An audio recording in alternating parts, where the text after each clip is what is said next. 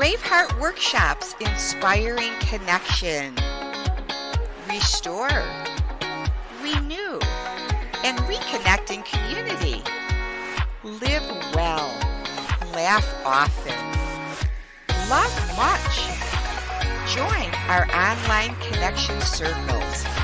Be empowered in our virtual live events.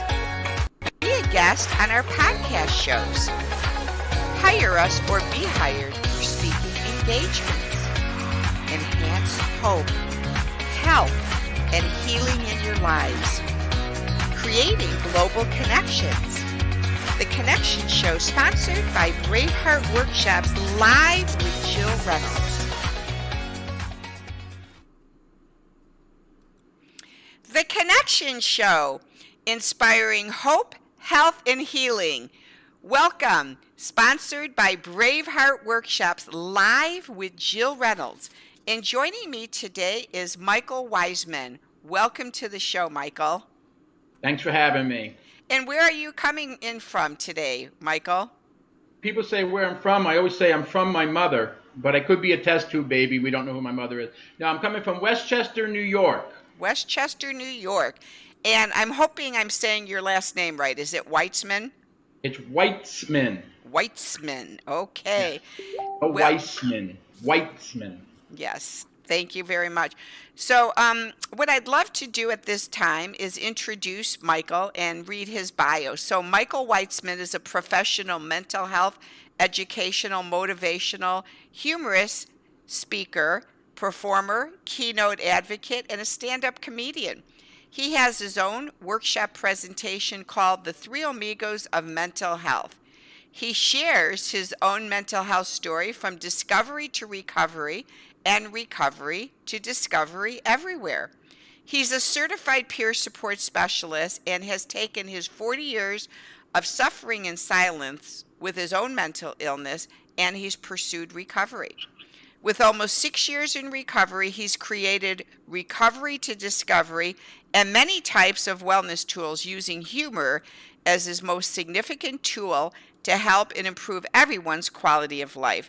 He makes it very cool, fun, and enjoyable and relatable to talk and work on your important mental health challenges.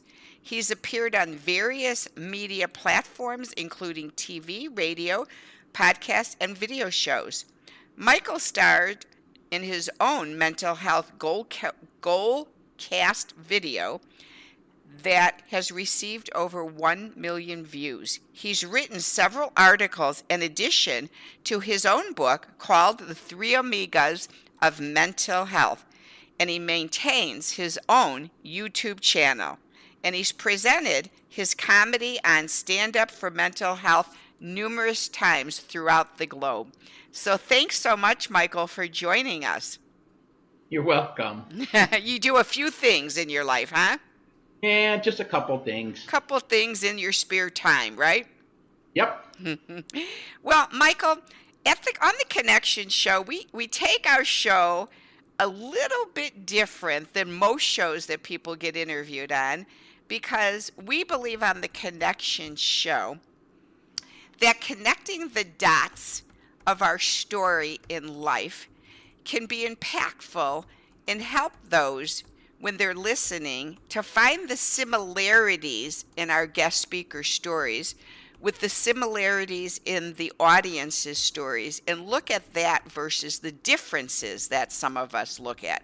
Many times people focus on their differences, and we think it's imperative to look at the similarities. So with that, Michael, we would love for you to take us on a journey of you growing up as a child and what you went through throughout your life that maybe led you into some of this mental health and recovery and who you have become today. What kind of pains and sorrows or grief or traumas or anything in life that you wanted to share do you feel weaved the way to some of the things that you experienced in life? Well, very simply, I'll give you the Cliff Notes version.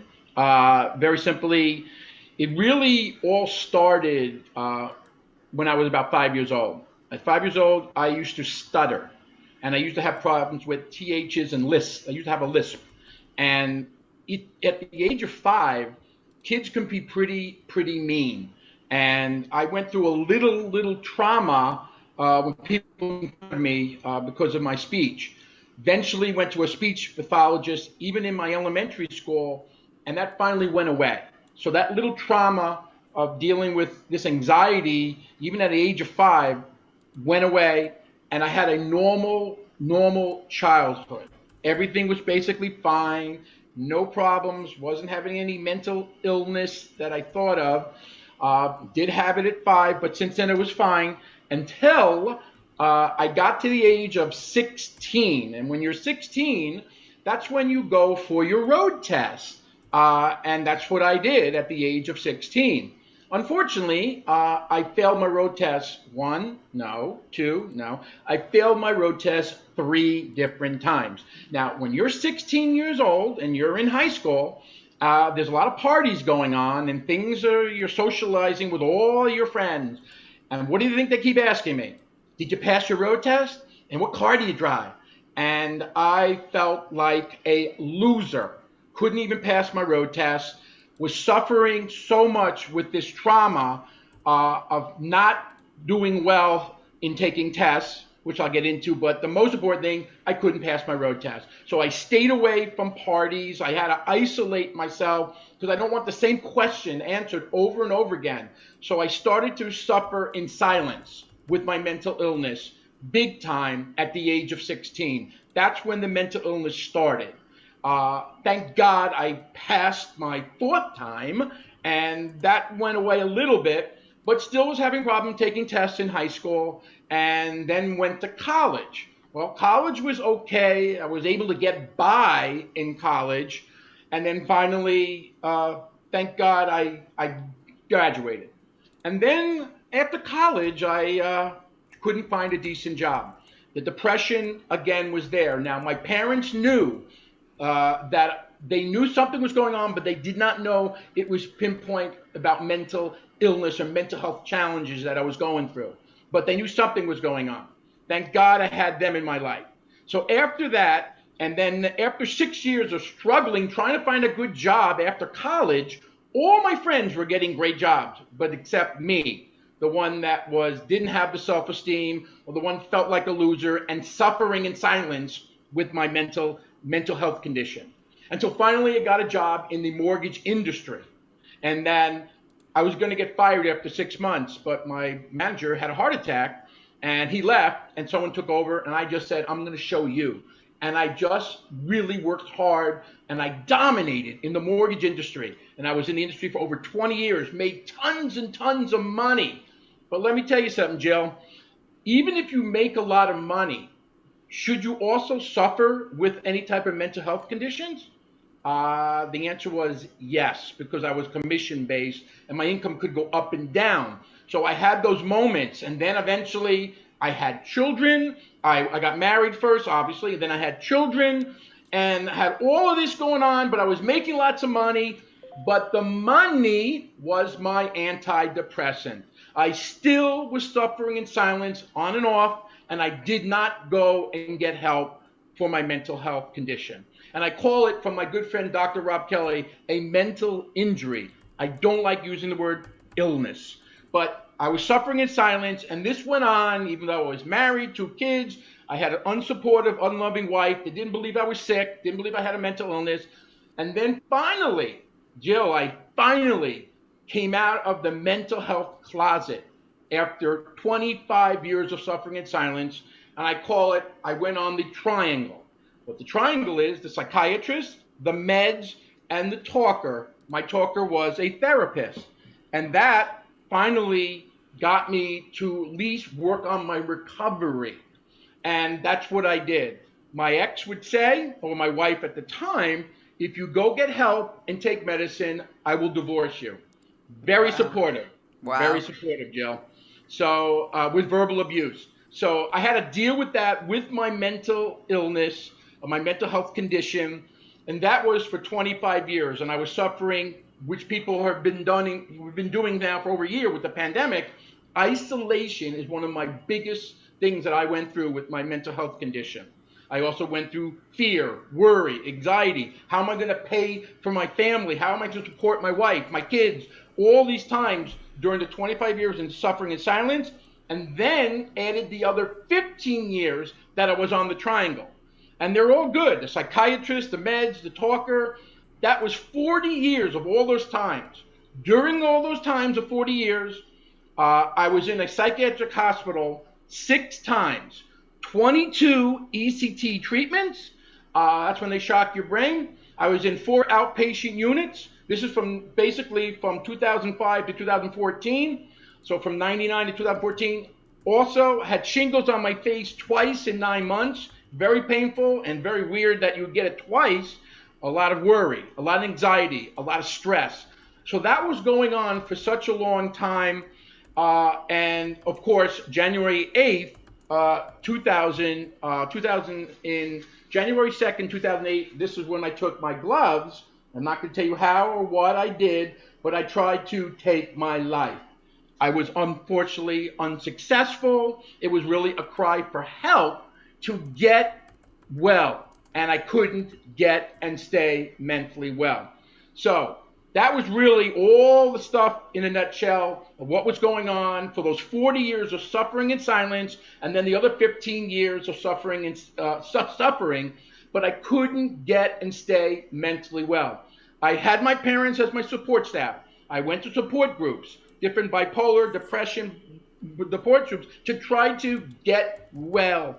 But the depression is the worst thing in the world. I just could not, I got a little better. I made this at a psychiatric hospital, a little doggy. That didn't get me to the promised land. At art therapy, I would do all kinds of things.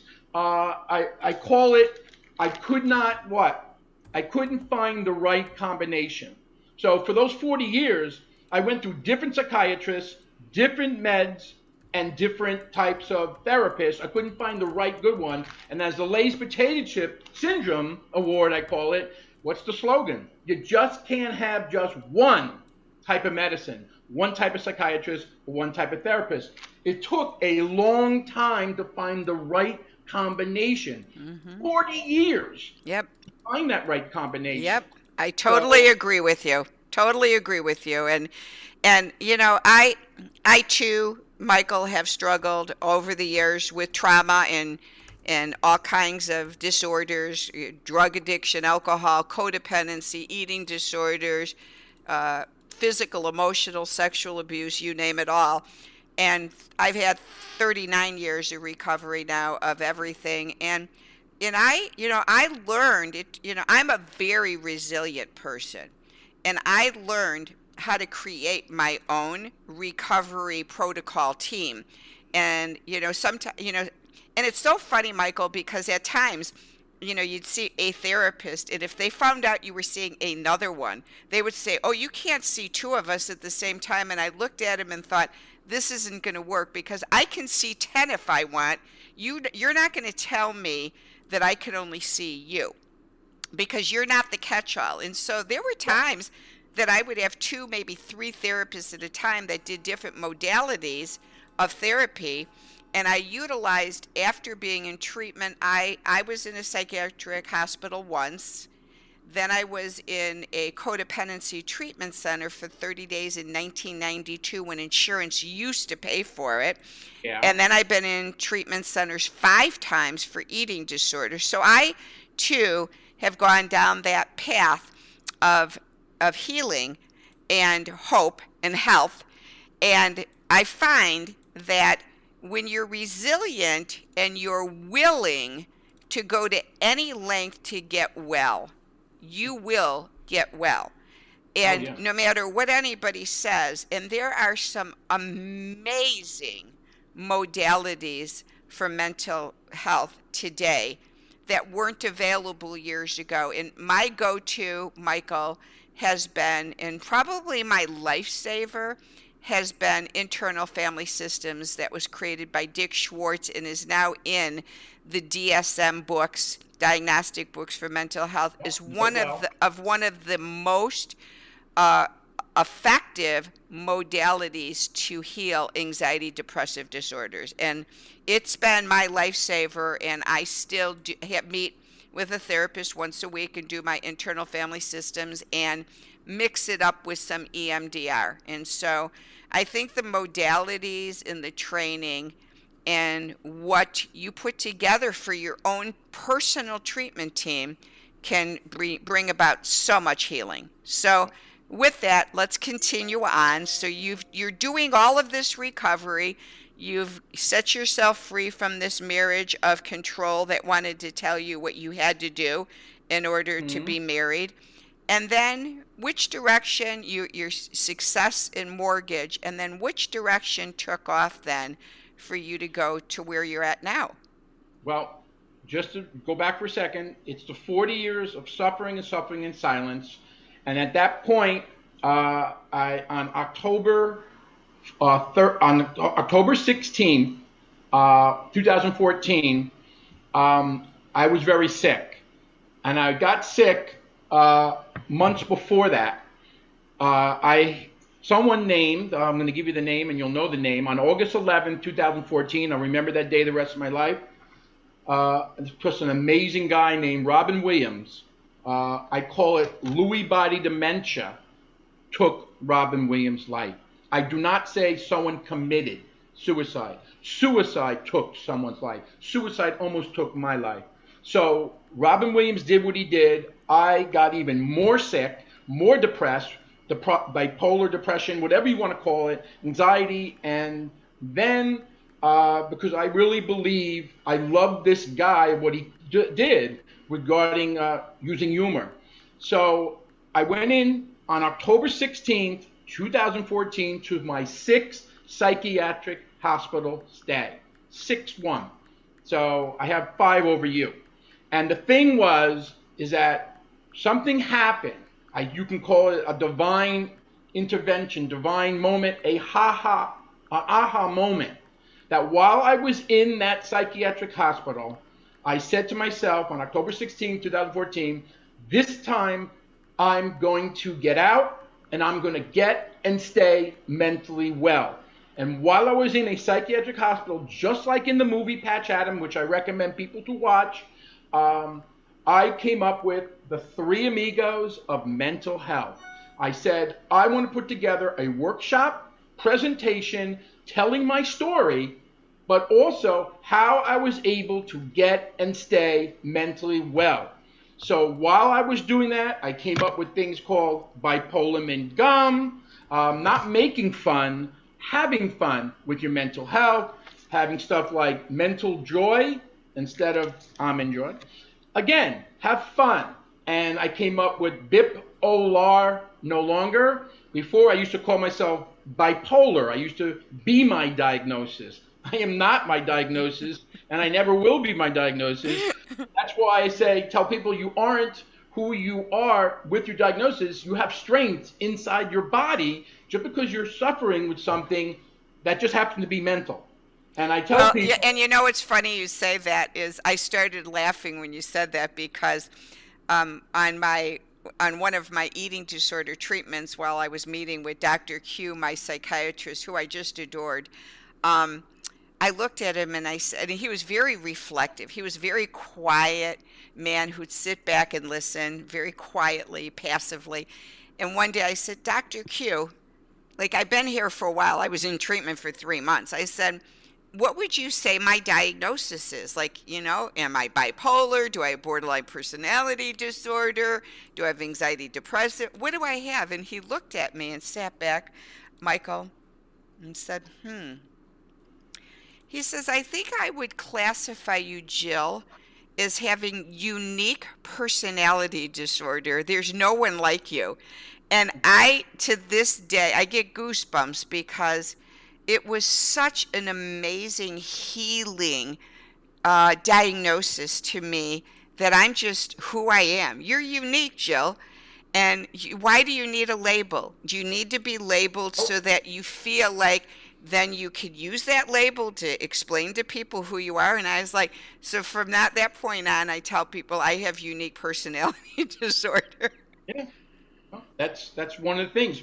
So while I was in there coming up with, I said I want to be a speaker, I want to be a performer, I want to be an advocate, and I want to be a stand-up comedian to use my platform and speak and perform all over.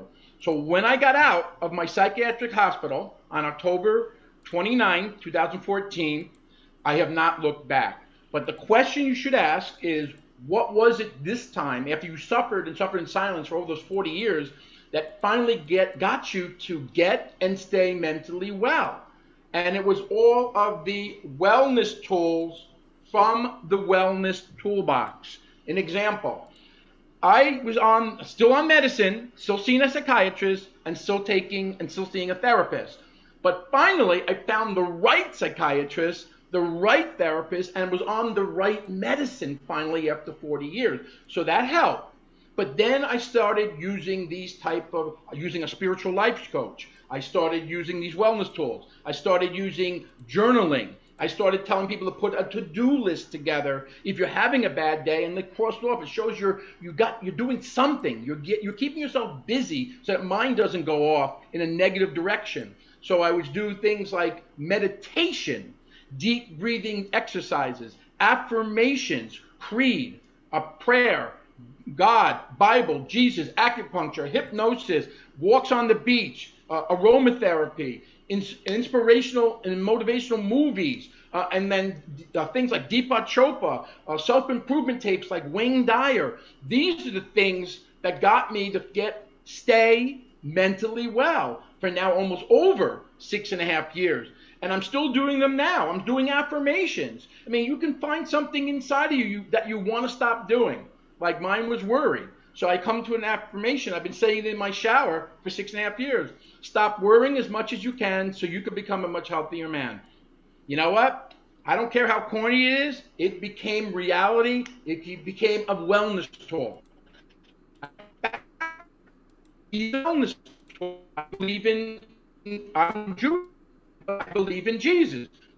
No big deal. I go through some of the scriptures in the Bible. Michael, can you say that last sentence? It cut out, and I would like to hear it. Say your last sentence. My lesson is using wellness tools. So I would use things like the scriptures in the God, Bible, things like that. Or my cat, it was a wellness tool. These are things, there's so many. I get so many people to try so many types of holistic or regular types of wellness tools, to go with the psychiatrist, to go with the medicine, and to go with the therapist. And I'm saying nothing against anybody that has a PhD or MD, psychiatrist, psychologist, nurse practitioner, master of social work. They're all great people. But I became now, and which happened, a different relatable. You started the program about you have similar with other people. I call relatable. So if I can talk about my 40 years of suffering in silence, having a suicide attempt, and also misusing medicine, I can relate to my clients. I can relate to my audience. Say, wow, he went through what I went through. I want to know, what did he do to get and stay mentally well? I'm not promising everybody to use in the wellness toolbox. Use the wellness tools are going to get you to the promised land like me, but try these things. Try. Even Wayne Dyer, if you use, he comes up with things, what you think of me is really none of my business. Or these are the things you want to work on. Self-improvement. Be a better person. Be a better listener. Be a better father. Be a better lover. That I don't have to worry about. But that's, of course, that's comedy. But the point is, what is it all about? It's all about using wellness tools. And what's the biggest wellness tool? God and Jesus? It's called humor. Humor and smiles. That is what I've been using with my biggest wellness tool, because I really believe that using humor, you have the serotonins, you have the endorphins, and you have the dopamines that get released from, here it is my brain, a little big today. And it's all about what? It's improving. If you're having a mental health crisis, or you're going through some mental health challenges, watching funny stuff or doing funny stuff. Whatever it is, humor and laughter, smiles. It's so important. It dull and kills the pain. It's Well, contagious. and you know, I love that, Michael, because when I was in treatment for my eating disorder, uh, twice a week, oops, you froze up on me. There you go. I'm For some reason, we keep getting in and out with you. Um, we at treatment twice a week we had drama therapy, and then once a week improv. And our drama therapist and improv therapist, Dr. Laura Wood, she's amazing. You would absolutely love her. She's a professor at Lesley University in Boston, and she's got a Facebook page, Michael, called Recovery Through Performance. And you let me know at the end. yeah, and Laura is amazing because she's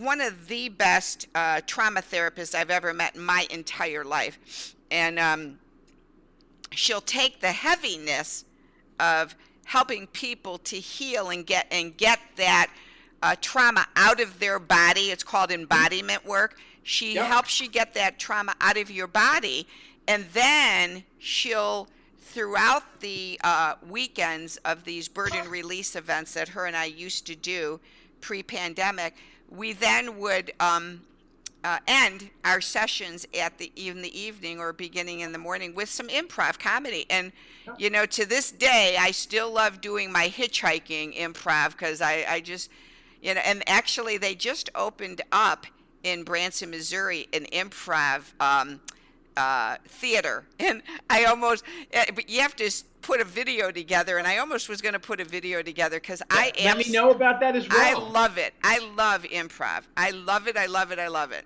He's the reason, Joe. Robin Williams is why I love Robin Williams so much. I feel he was an underrated actor. I do love his Academy Award that he won for with Matt Damon when he went to him, which is what I tell everyone. When you have a mental health condition or addiction or suicide thoughts or whatever's going on with you, it's not your fault. It's not your fault. And that's from the movie Good Will Hunting. But again, what is the humor and laughter and smiles? It reduces your blood pressure.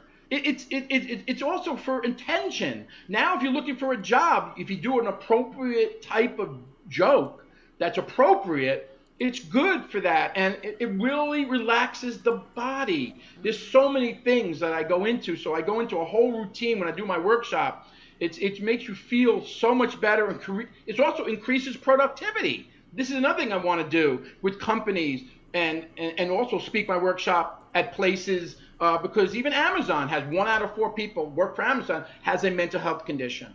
And that's what we know of. How about all the people that are suffering in silence like I did that did not come out of the mental health closet? Yeah. And just to let you know, just for one thing, how many times, I want to ask you this, I love doing this, how many times do you think a 4-year-old laughs and smiles during the day? A 4-year-old? At least 50.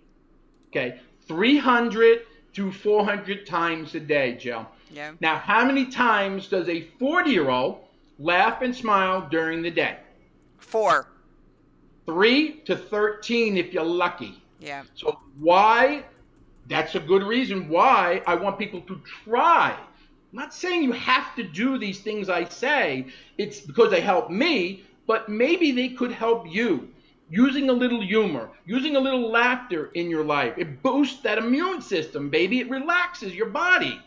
You know, and the most important thing, it will make you live a longer life. You know how I know that? I Googled it. Just kidding.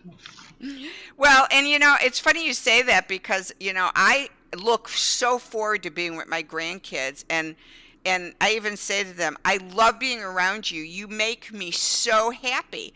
And I do. When I'm with them, I'm just childlike. I have fun. I play.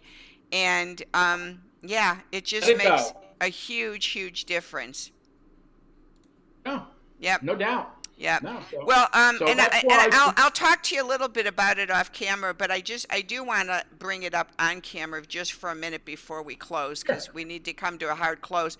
I am a wellness partner, Michael, and I decided to be a wellness partner mainly because I wanted to take the products of Amari Global. And I don't know if you've heard of Amari Global, but they're called the Mental Wellness Company. And they always ask questions of how many times growing up did people talk to you about your physical health? And everyone raised their hand. Then they ask the question, how many times growing up did someone ask about your mental health? And nobody answers because it was a stigma. No one spoke about it. Yeah. And the company, Amari Global, is an amazing company where the owner of the company ran his own tech firm, became a multi-millionaire with 5,000 employees, but in the midst of it, became an alcoholic and a workaholic because he just worked himself to the bone. And he ended up in treatment. And at treatment, they wanted to, and nothing against medication, Michael. So I want to I want to make sure I say that. So, but when he was in treatment, he refused to take the medication they wanted to give him.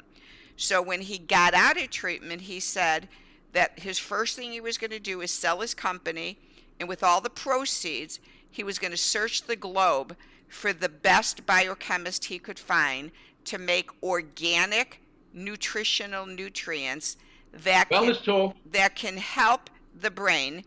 And so they created Amari Global, and the first year out the door, Michael, they won the Nutri Awards, which is the kind of like the Academy Awards, but it's the nutritional awards. Out of 8,000 organic nutrients, and they beta tested it with PTSD veterans in Oregon, and after I think 60 or 90 days, their PTSD was reduced by 60% on organic nutrients. So amazing products. And I've had some anxiety issues for a long time, and the last week I've been anxious because of my event coming up. And I remember having like 2 or 3 nights that I was having a little anxiousness sleeping, and I popped a couple of those moods, and man, I fell asleep and said, I got to just let my body get some more nutrients in it to calm me down. So anyway, I'd love to show the audience your bio. So this is how you can reach Michael. It's got his Facebook page and his YouTube channel here, where his YouTube channel, you can experience some of his unbelievable comedy and connect with him and reach out to him for speaking engagements or anything, his toolbox, whatever it is he has to offer. So, Michael, we love you, and we're so grateful that God has brought you to a place of hope, health, and healing in your life. Thank you so much for having me. Yes. And audience, we would love to invite you to Branson, Missouri. It's absolutely stunningly beautiful here. We're in the Ozark Mountains, surrounded by lakes and theater and entertainment, and the mask mandate has been lifted, and tourism is on the rise. So we are having a blast in Branson. So, take a vacation, come to do some theaters and fun in the sun, and join us at this 3-day conference of hope, health, and healing with some amazing stories.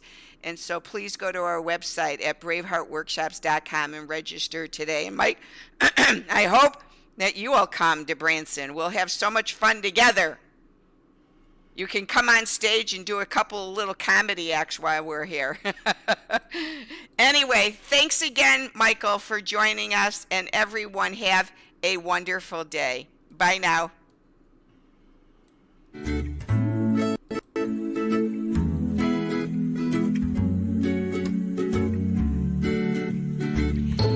Thanks for joining us on The Connection Show. Let's connect now.